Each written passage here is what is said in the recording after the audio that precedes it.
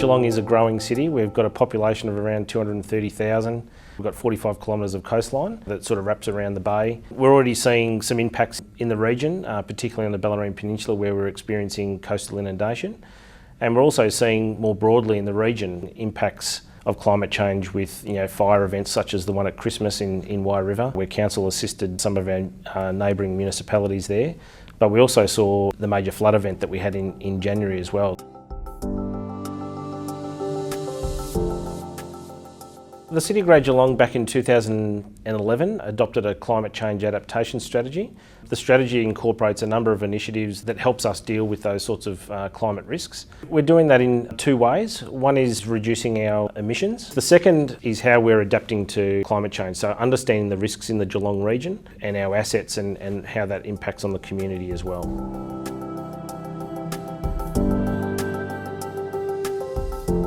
We're looking at different innovative ways that we can manage sea level rise and inundation and erosion. Some of those include sand fencing, beach renourishment, and we're also looking at a feasibility study for an offshore reef as well.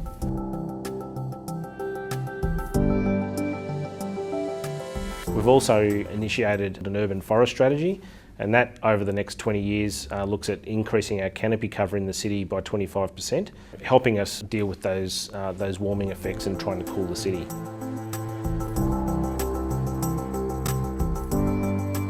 The Heatwaves and Sustainability Project is a partnership between Surf Coast Council, the state government, and Kildonnan Uniting Care. That's an interesting project because it's looking at sustainability and resilience of vulnerable communities and how we assist those through our home and community care services that Council provides.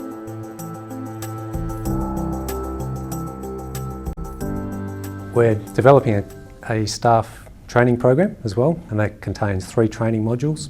The first is raising general awareness around the climate risks to our assets and service delivery.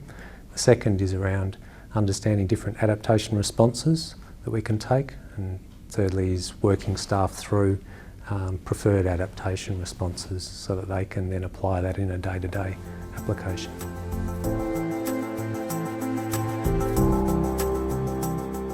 Councils across Victoria do have a significant role to play in terms of how we respond to climate change. The other important aspect is that councils can't do this alone. We've got to work in collaboration with the state government and our communities and other landowners to better understand what it is that we can do together to tackle climate change. Over the years we've been able to develop some good awareness of climate change risk throughout council and with our partner agencies as well. And I think now we're getting to a point where we're starting to implement change in terms of the way we plan long term.